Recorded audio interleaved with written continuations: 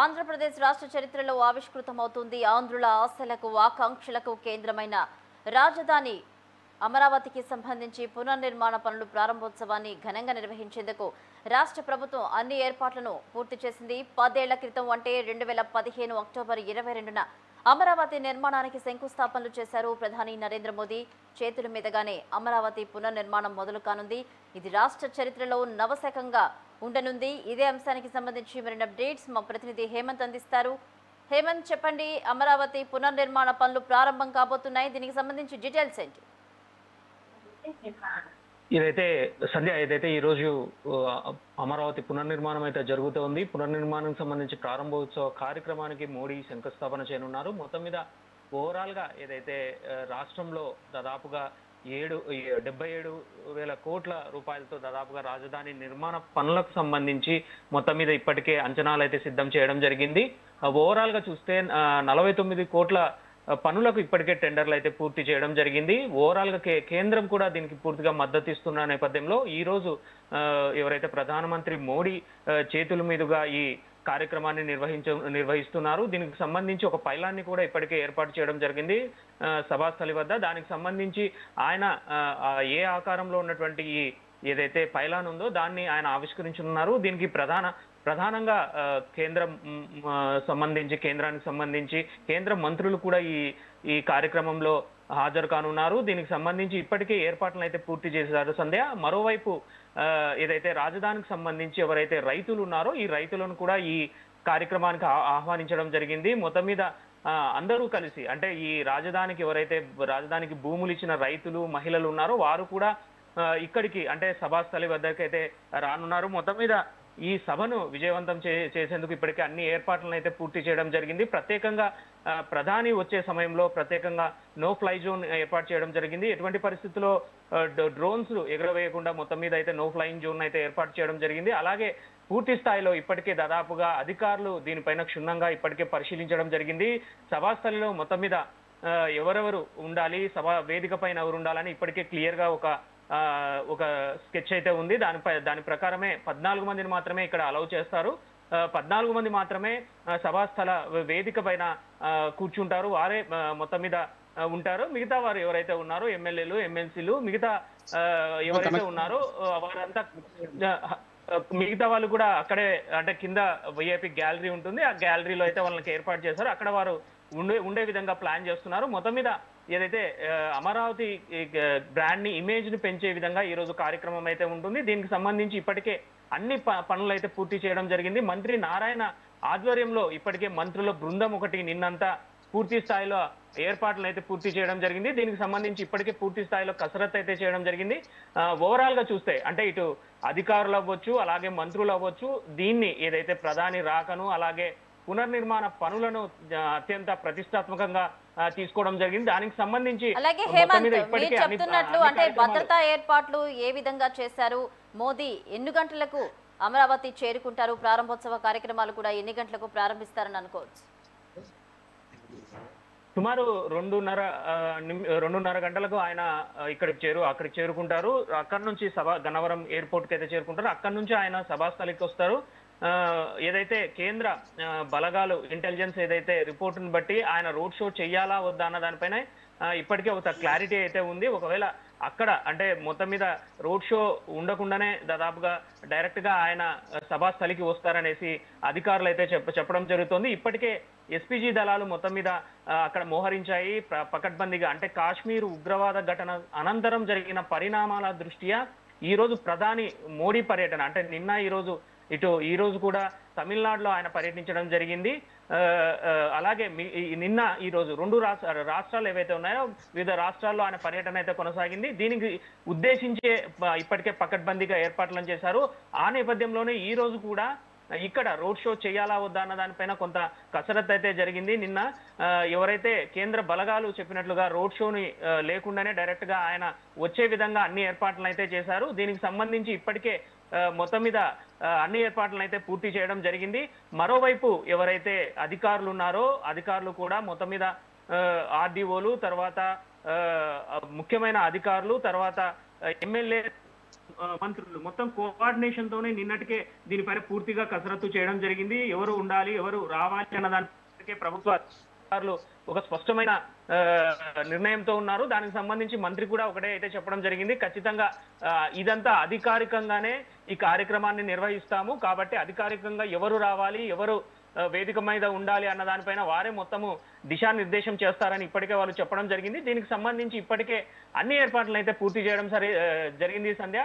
మరోవైపు ఎవరైతే పునర్నిర్మాణానికి సంబంధించి ఏదైతే క్రతువు ఉందో దానికి సంబంధించి ఇప్పటికే మంత్రి నారాయణ ఇప్పటికే అన్ని ఏర్పాట్లను నిన్న పర్యవేక్షించడం జరిగింది. మొత్తం దాదాపుగా 5 లక్షల మంది వస్తారనేసి ఇప్పటికే అధికారులు అంచనా వేయడం జరిగింది. మొత్తం 35 గ్యాలరీలను ఎక్కడ తోపులాట లేకుండా బ్యారికేడ్లను ఏర్పాటు చేశారు. ప్రతి గ్యాలరీకి సంబంధించి అందరికీ వేదిక కనిపించే విధంగా ఎల్ఈడి తెరలను కూడా సిద్ధం చేయడం జరిగింది. ఒకవేళ వర్షం పడినా కూడా అక్కడ ఎటువంటి ఇబ్బంది లేకుండా వాటర్ ప్రూఫ్ తో పైకప్పు ఏవైతే ఉందో ఆ 3 షెడ్లు ఏవైతే ఇప్పుడు ఈ వేదిక పైన 3 షెడ్లు, వేదిక కింద ఏదైతే ఉందో 3 షెడ్లను ఏర్పాటు చేశారు. ఇక్కడ ఎక్కడా కూడా ఒకవేళ వర్షం పడితే వాటర్ ప్రూఫ్ పైకప్పుతో 3 షెడ్లను ఏర్పాటు చేయడం జరిగింది. అలాగే ఉక్కపోత లేకుండా ఉపశమనం కలిగేట వేడి అంటే ఈ ఎండాకాలం ఎక్కువగా వేడి ఉంటుంది. ఆ వేడిని తట్టుకునే విధంగా అక్కడ కూలర్లను కూడా ఏర్పాటు చేయడం జరిగింది. అలాగే ఎండ తీవ్రత దృష్ట్యా ప్రతి గ్యాలరీలో తాగునీరు అలాగే మంచి మజ్జిగ కూడా ఏర్పాటు చేయడం జరిగింది. ఎవరైతే విఐపీలు వివిఐపీల కోసం అలాగే అమరావతి రైతుల కోసం కూడా ప్రత్యేక గ్యాలరీలు అయితే ఏర్పాటు చేయడం జరిగింది సంధ్య. అలాగే భద్రతా సిబ్బంది కూడా దాదాపుగా 6500 మంది భద్రతా సిబ్బందిని ఏర్పాటు చేయడం జరిగింది. పర్యవేక్షణకు సంబంధించి 37 మంది ఐపీఎస్ అధికారులను ఇప్పటికే నియమించడం జరిగింది. వారికి సహాయంగా ట్రైనీ ఐపీఎస్లు ఎవరైతే ఉన్నారో వారిని కూడా ఇక్కడ కేటాయించడం జరిగింది. మొత్తం మీద 11 మార్గాల ద్వారా ఈ పార్కింగ్ ప్రదేశాలను అయితే గుర్తించడం జరిగింది. సుమారు 256 ఎకరాలతో మొత్తం మీద వాహనాల పార్కింగ్ కోసం అయితే ఏర్పాటు చేయడం జరిగింది. ప్రముఖ వాహనాలు నిలిపేందుకు ఎక్కడైతే వేదిక పక్కనే ఒక పార్కింగ్ అయితే పెట్టారు. ఎవరైతే విఐపీలు ఉన్నారో వారు పార్కింగ్ కు సంబంధించి అక్కడ వేదిక పక్కనే ఏర్పాటు చేయడం జరిగింది. మిగతా వారికి అంటే మిగతా ప్రజలకు కావచ్చు, రాజధాని రైతులకు కావచ్చు, సభకు వచ్చేవారు ఎవరైనా అవ్వచ్చు, వారికి మొత్తం మీద 11 మార్గాలను దిశానిర్దేశం చేశారు.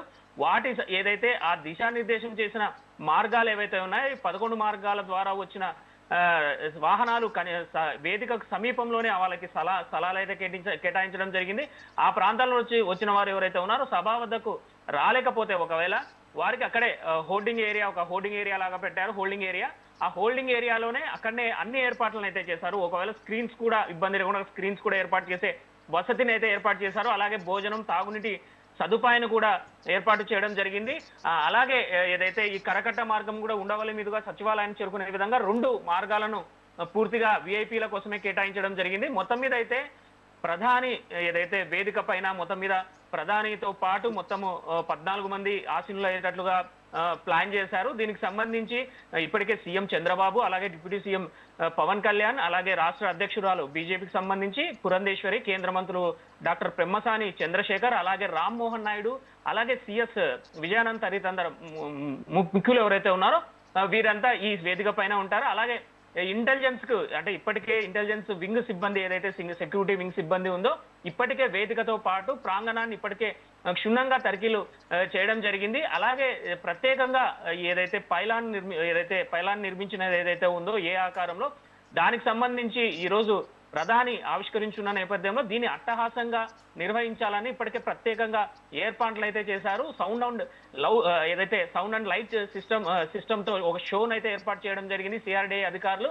దీనికి సంబంధించి ఏదైతే కొంత భద్రతా దృష్ట్యా కొంత ఎస్పీజీ అయితే అభ్యంతరం వ్యక్తం చేసింది. దీంతో ఈ ప్రయత్నాన్ని అయితే ప్రస్తుతం అయితే విరమించడం జరిగింది.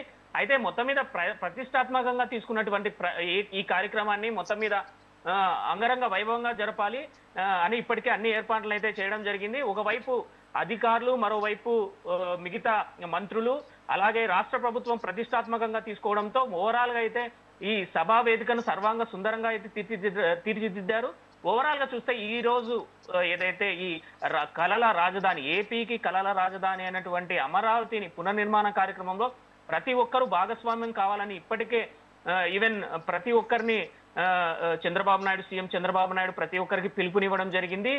ఈవెన్ రాజధాని రైతులు కూడా ఇక్కడికి తరలి వస్తున్నారు. ఎవరైతే 1000 ఎకరాల భూములు ఇచ్చారో ఇది గుంటూరు ఆ చుట్టుపక్కల ప్రాంతాల ఎవరైతే రైతులు ఉన్నారో, మహిళలు ఉన్నారో వీరి ఎవరైతే వీరంతా ఈ రోజు తరలి రావాలని ఆయన ప్రత్యేకంగా చెప్పడం జరిగింది. దీనికి కొంతమంది కమిటీలు వేసి, అంటే మంత్రి నారాయణ పర్యవేక్షణలో కొంత కమిటీలు వేసి వారిని ప్రత్యేకంగా ఆహ్వానించడం జరిగింది సంధ్య. ఓకే హేమంత్, మీరు లైన్లో ఉండండి. మనకి భరత్ అందుబాటులోకి వచ్చారు. భరత్ చెప్పండి, ఇప్పుడు ట్రాఫిక్ కి సంబంధించి అంటే అందరి చూపు అమరావతి వైపే ఉంది. లక్షలాది మంది ప్రజలైతే తరలి వస్తున్నారు అమరావతి ప్రారంభోత్సవం కనులారా వీక్షించడానికి. ఈ నేపథ్యంలో ట్రాఫిక్ కి సంబంధించి ఎటువంటి ఏర్పాట్లు చేశారు? ఏదైతే 3 రాజధానుల పేరుతో గత ప్రభుత్వం తీసుకున్నటువంటి నిర్ణయంతో ఆంధ్రప్రదేశ్కి రాజధాని లేకుండా జరిగిపోయినటువంటి పరిస్థితుల్లో కూటమి ప్రభుత్వం అధికారంలోకి వచ్చిన తర్వాత అమరావతిని పునర్నిర్మాణ దిశగా అడుగులు వేస్తూ పునర్నిర్మాణానికి సంబంధించినంత వరకు శంకుస్థాపన కార్యక్రమం నేడు అమరావతిలో అంగరంగ వైభవంగా ప్రారంభం కాబోతున్నటువంటి నేపథ్యంలో దీనికి సంబంధించినంత వరకు కూడా ఉత్తరాంధ్ర నుంచి పెద్ద ఎత్తునతో పాటుగా నాయకులు ఇప్పటికే అమరావతి చేరుకున్నారు. దీనికి సంబంధించినంత వరకు ఉత్తరాంధ్ర నుంచి ప్రత్యేక బస్సులు కూడా ఏర్పాటు చేసినటువంటి పరిస్థితి అయితే కనిపిస్తూ ఉంది. మరి ముఖ్యంగా పునర్నిర్మాణానికి సంబంధించినందుకు ఏ రాష్ట్రమైనా అభివృద్ధి చెందాలంటే రాష్ట్రానికి సంబంధించినంత వరకు రాజధాని కీలకంగా ఉన్నటువంటి పరిస్థితి. రాజధాని లేకుండా ఇప్పటికే 5 ఏళ్ల పాటు ఆంధ్రప్రదేశ్ ఉండిపోయినటువంటి పరిస్థితి. 3 రాజధానుల పేరుతో 3 ముక్కలాట ఆడారంటూ కూడా ప్రతిపక్షాలు అప్పుడే విమర్శ చేసినటువంటి సిచ్యువేషన్లో కూటమి ప్రభుత్వం అధికారంలోకి వచ్చిన తర్వాత రాజధాని పునర్నిర్మాణ కార్యక్రమం చేపట్టడం, దానికి ప్రధానమంత్రి నరేంద్ర మోడీ శంకుస్థాపనకి రావడంపై అయితే మాత్రం తీవ్ర హర్షం వ్యక్తం అవుతున్నటువంటి పరిస్థితి కనిపిస్తుంది.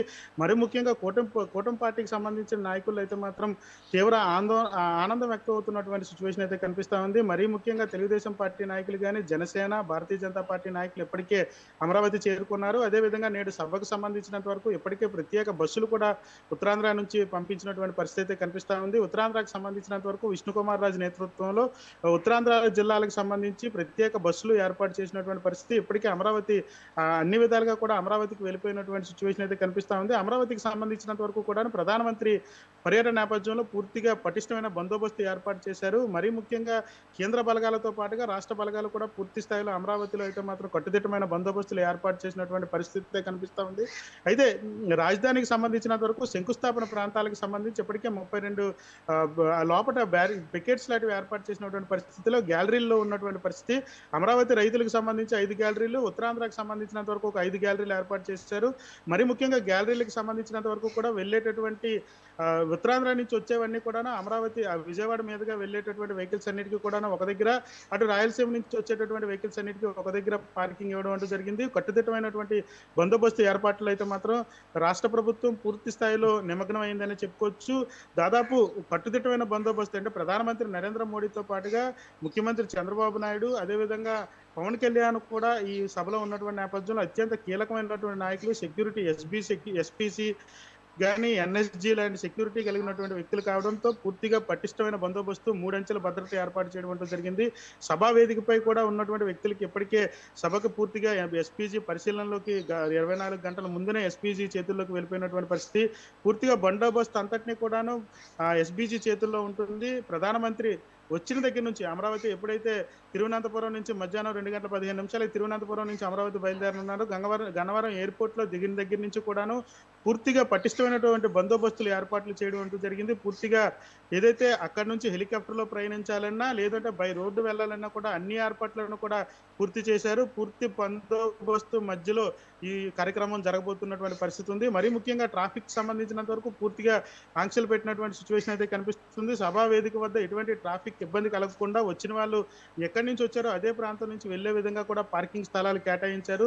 సుమారుగా దగ్గరలో ఉన్నటువంటి తూళ్ళూరు లాంటి ప్రాంతాల్లో పెద్ద ఎత్తున ఎకరాల కొద్ది భూములు ఏవైతే ఉన్నాయో ఆ భూములకు సంబంధించినంత వరకు తీసుకొని పార్కింగ్ యార్డులు ఇప్పటికే చేయడం అంటూ జరిగింది. బస్సులన్నీ కూడా ఒక చోట, విఐపి పార్కింగ్ ఒక చోట, వివిఐపి పార్కింగ్ ఒక చోట అంటూ కూడా ఇప్పటికే పోలీస్ శాఖ కానీ అన్ని విధాలు కూడా పార్కింగ్లు కేటాయించినటువంటి పరిస్థితి కనిపిస్తుంది. అదేవిధంగా పార్కింగ్ నుంచి వచ్చేటటువంటి సభాస్థలికి వచ్చేటటువంటి ప్రజలకు సంబంధించినంత వరకు కూడా పూర్తిగా ప్రజలు వచ్చేటటువంటి వేను కూడా పూర్తిగా పోలీసులు బందోబస్తు ఏర్పాటు చేయడం అంటూ జరిగింది. పార్కింగ్ కి సంబంధించి వివిఐపీలు ఎవరైనా సరే సభాస్థలి దగ్గరికి రావడం, డ్రాప్ చేసి మళ్ళీ ఆ వెహికల్స్ వెళ్ళిపోయి పార్కింగ్ స్థానంలోకి వెళ్ళిపోయినటువంటి పరిస్థితి ఉంటుంది. సభాస్థలికి సంబంధించినంత వరకు ఇప్పటికే ప్రజలను అలౌ చేసేశారు. ముఖ్యంగా సభమంతా కూడా ప్రజలందరూ కూడా నిండిపోతున్నటువంటి సిచ్యువేషన్ అయితే కనిపిస్తూ ఉంది. అమరావతికి సంబంధించినంత వరకు రైతులు కానీ, మరొక వైపు ఉత్తరాంధ్ర జిల్లాల నుంచి వెళ్ళేటటువంటి ప్రజలందరూ కూడా సభాస్థలికి ఒక్కొక్కరుగా చేరుకుంటున్నటువంటి సిచ్యువేషన్ అయితే చూస్తూ ఉన్నాము. మరి ముఖ్యంగా వివిఐపి ప్రోటోకాల్కి సంబంధించినంత వరకు ప్రధానమంత్రి పర్యటన నేపథ్యంలో నేపథ్యంలో సీఎం కాన్వేకి సంబంధించి సీఎం కాన్వేతో పాటుగా ప్రధానమంత్రి కాన్వే కూడా మిక్స్ చేసినటువంటి పరిస్థితి అయితే ఉంది. మొత్తం అంతా కూడా ఎస్బీజీ అండర్లోకి వెళ్ళిపోయినటువంటి పరిస్థితుల్లో సభా వేదిక వద్దకి ఎవరైతే ప్రధానమంత్రి ముఖ్యమంత్రి వెహికల్స్ వెళ్ళి అక్కడి నుంచి నేరుగా ప్రధానమంత్రి ప్రసంగం ముగిసిన తర్వాత ఎయిర్పోర్ట్ కి వెళ్ళిపోయే విధంగా కూడా ఏర్పాట్లు చేశారు. దీనికి సంబంధించినంత వరకు కూడా పోలీసులు పటిష్టమైనటువంటి బందోబస్తు ఏర్పాటు చేయడం అంటూ జరిగింది. 3 అంచెల భద్రత ఎస్పీజీతో పాటుగా స్టేట్ పోలీసులు కూడా వాళ్ళకి సహకరిస్తూ 3 అంచెల భద్రత ఏర్పాటు చేశారు. మరీ ముఖ్యంగా ఏదైతే పాకిస్తాన్కి సంబంధించినంత వరకు ఉగ్ర కదలికల నేపథ్యంలో బందోబస్తు అయితే మరింత పటిష్టం చేసినటువంటి సిచ్యువేషన్ అయితే చూస్తున్నాం. మీరు చెప్తున్నట్లు ప్రస్తుతం సభా ప్రాంగణం వద్ద హడావుడైతే నెలకొంది. ఈ నేపథ్యంలో ముఖ్య నేతలు అక్కడ అధికారులు కూడా ఎవరెవరు చేరుకుంటున్నారు, ఇంకా చేరుకునే అవకాశాలు ఉన్నాయా, ఎటువంటి జాగ్రత్తలు తీసుకుంటున్నారు? మరి ఏదైతే అమరావతి పునర్నిర్మాణానికి సంబంధించినంత వరకు ఇప్పటికే ఏదైతే రాష్ట్రానికి సంబంధించినంత వరకు ఏదైతే 3 పార్టీలకు సంబంధించిన ప్రధాన నాయకులు అయితే ఇప్పటికే విజయవాడ చేరుకున్నటువంటి పరిస్థితి. మిగిలిన వాళ్ళందరూ కూడా ఒక్కొక్కరుగా ఎమ్మెల్యేలు కానీ అదేవిధంగా జిల్లా ఇన్ఛార్జీలు కానీ ప్రజల్ని తీసుకుంటూ ఒక్కొక్కరుగా ఇప్పటికే అమరావతి చేరుకుంటున్నటువంటి సిచ్యువేషన్ అయితే కనిపిస్తా ఉంది. మరీ ముఖ్యంగా విశాఖ జిల్లాకు సంబంధించినంత వరకు రాష్ట్ర అధ్యక్షుడిగా ఉన్నటువంటి పల్లా శ్రీనివాస్ కానీ అదేవిధంగా బీజేపీ పార్టీకి సంబంధించి విష్ణుకుమార్ రాజు కానీ ప్రధానంగా ఉత్తరాంధ్ర నుంచి ప్రజలందరినీ కూడా తీసుకువెళ్లేటటువంటి పరిస్థితి. సభాస్థలిలో కూడాను వీళ్ళకి సంబంధించినంత వరకు ప్రత్యేక ఏర్పాట్లు చేసే విధంగా ప్రజలందరూ కూడా ఇబ్బందికి వెళ్లకుండా ఏదైతే ఏర్పాట్లను పూర్తి చేశారు. ఎండ తీవ్రత తట్టుకునే విధంగా కూడాను వాటర్ ప్యాకెట్లతో పాటుగా మజ్జిగతో పాటుగా ఆహార పదార్థాలు కూడా అందే విధంగా ఏర్పాట్లు చేసినటువంటి సిచ్యువేషన్ అయితే కనిపిస్తుంది. రాష్ట్ర ప్రభుత్వం ఏదైతే పునర్నిర్మాణ అంశాన్ని ప్రతిష్టాత్మకంగా తీసుకున్నటువంటి తరుణంలో ప్రతి ఒక్క ఎమ్మెల్యే కూడా ఇప్పటికే ఒక్కొక్కరుగా సభాస్థలికి చేరుకుంటా ఉన్నారు. ముఖ్యమైన నేతలు కానీ కీలక నేతలు కూడా వెళ్తున్నటువంటి పరిస్థితి కనిపిస్తా ఉంది. అయితే ఇది కాకుండా నియోజకవర్గం నుంచి కొంతమంది ప్రజలు కానీ కార్యకర్తలు కానీ వెళ్తున్నటువంటి పరిస్థితుల్లో నియోజకవర్గానికి సంబంధించినంత వరకు కూడాను ఆ ప్రాంతంలో ఉన్నటువంటి ఎమ్మెల్యేలకి నియోజకవర్గ బాధ్యతలు అప్పగించడంతో వచ్చేటటువంటి సభాస్థలికి వచ్చేటటువంటి ప్రజలెవరికీ కూడా ఇబ్బందులు కలగకుండా ఎటువంటి అంటే ప్రయాణంలో కానీ ఇక సభాస్థలికి వచ్చిన తర్వాత కూడా పూర్తిగా ఇబ్బంది లేకుండా అన్ని ఏర్పాట్లను పూర్తి చేశారు. ఆహార పదార్థాలతో పాటుగా పానీయాలు కూడా అందించేటటువంటి ప్రక్రియ అయితే కొనసాగుతుందని చెప్పుకోవచ్చు. ఏదైతే సభ మధ్యాహ్నం 3:30 తర్వాత ప్రారంభం కానున్నటువంటి నేపథ్యంలో ప్రారంభ అనంతరం కూడాను ఏదైనా వర్షం పడినప్పటికీ కూడా ఇబ్బంది లేకుండా ఇప్పటికే పెద్ద టెంట్ హౌస్లు వేసినటువంటి సిచ్యువేషన్ అయితే కనిపిస్తా ఉంది. మరి ముఖ్యంగా పెద్ద సభ కావడంతో ప్రధానమంత్రి చెప్పేటటువంటి ప్రతి ఒక్క మాట అందరికీ వినిపించేలాగా లౌడ్ స్పీకర్తో పాటుగా ప్రతి ఒక్కరికి కనిపించే విధంగా ప్రతి ఒక్క బ్యారిగేట్ లో కూడాను ఎల్ఈడి స్క్రీన్లు కూడా ఏర్పాటు చేసినటువంటి సిచ్యువేషన్ అయితే మనం సభాస్థలిలో చూడొచ్చు.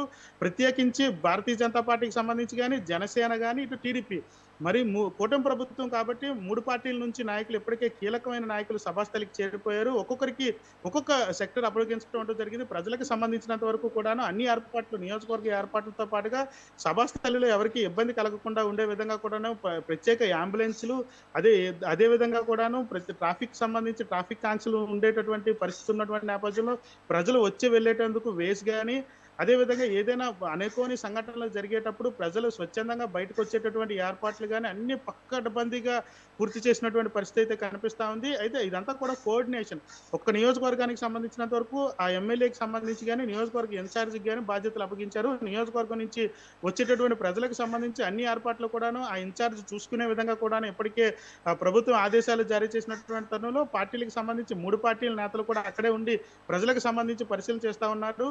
మరీ ముఖ్యంగా పునర్నిర్మాణ అంశం సంబంధించినంత వరకు కూడాను ఏదైతే పునర్నిర్మాణానికి సంబంధించి వచ్చేటటువంటి ప్రజలతో పాటుగా కేంద్ర ప్రభుత్వం నుంచి వచ్చేటటువంటి మాటలో ఏదైతే ప్రధానమంత్రి మాటల్లో ఈసారి ఏం రాబోతా ఉంది ఉత్తరాంధ్ర జిల్లాలకు సంబంధించినంత వరకు వెనకబడిన జిల్లాలుగా ఉండిపోయింది. భరత్ మీరు లైన్ లో ఉండండి. శ్రీనివాస్ అందుబాటులోకి వచ్చారు. శ్రీనివాస్ చెప్పండి, ప్రారంభోత్సవాలు శంకుస్థాపనల తర్వాత ప్రధాని మోదీ బహిరంగ సభలో పాల్గొని ప్రసంగిస్తారు. ఈ నేపథ్యంలో అమరావతికి ఇంకా వరాల జల్లు కురిపించే అవకాశాలు ఉన్నాయని చెప్తున్నారు. శ్రీనివాస్ డీటెయిల్స్ ఏంటి? Thank you Sanja. అమరావతి పునర్నిర్మాణం ఆంధ్రప్రదేశ్కి ప్రజలందరికీ కూడా శుభపరిణామం అని చెప్పుకోవచ్చు. సుమారు 6,500 కోట్ల రూపాయలతో ఈ అమరావతి నిర్మాణం చేపట్టబోతున్నారు. అందులో ఈరోజు ప్రధానమంత్రి చేతుల మీదుగా పునఃప్రారంభం జరగడానికి కొన్ని గంటలే సమయం ఉంది. మనకి చాలా ఆనందకరంగా ఆంధ్రప్రదేశ్ ప్రజలందరూ ఉన్నారు. అలాగే రాష్ట్ర అసెంబ్లీ ఐకానిక్ టవర్స్ 500 కిలోమీటర్ల రోడ్డు అలాగే నిర్మాణం చేయడానికి అలాగే 4 హైవేస్ నిర్మాణం చేపట్టడానికి ఇప్పటికే ప్రకటన చేసి ఉన్నారు. అలా తర్వాత అమరావతి విస్తీర్ణ భవనాలు సుమారు 69 లక్షల చదరపు అడుగుల్లో నిర్మించడానికి ప్రయత్నం జరుగుతుంది. అంతేకాకుండా ఇదివరకు ఇచ్చినట్టుగా ప్రధానమంత్రి మట్టి నీళ్లు అని వెటకారించిన ప్రతిపక్షం ఈ రోజు తలదించుకునే పరిస్థితి చెప్తూ కొట్టినట్టుగా సుమారు 15,000 కోట్ల రూపాయలు అడ్వాన్స్ గా ఇచ్చారు. అలాగే ఇతర ప్రపంచ బ్యాంకు ఇతర బ్యాంకులు కలిపి సుమారు 25,000 కోట్ల రూపాయలు రుణంగా ఇవ్వడానికి సిద్ధంగా ఉన్నారు అని చెప్పడానికి సందేశించవచ్చు. అంతేకాకుండా గుంటూరు, నందిగామ, సత్తెనపల్లి, విజయవాడ మరియు గన్నవరం ఈ ప్రదేశాలన్నింటినీ కూడా ఒక ఐకానిక్ ప్రదేశంగా వాణిజ్యపరంగా పెద్ద సిటీగా ప్రపంచంలోనే మంచి సిటీగా చేయడానికి ఏర్పాట్లు జరుగుతున్నాయి. ప్రధానమంత్రి చంద్రబాబు నాయుడు, పవన్ కళ్యాణ్ గారి ఒక సంకల్ప శ్రీనివాస్, మీరు లైన్ లో ఉండండి. మనం చిన్న బ్రేక్ తర్వాత మళ్ళీ మాట్లాడదాం.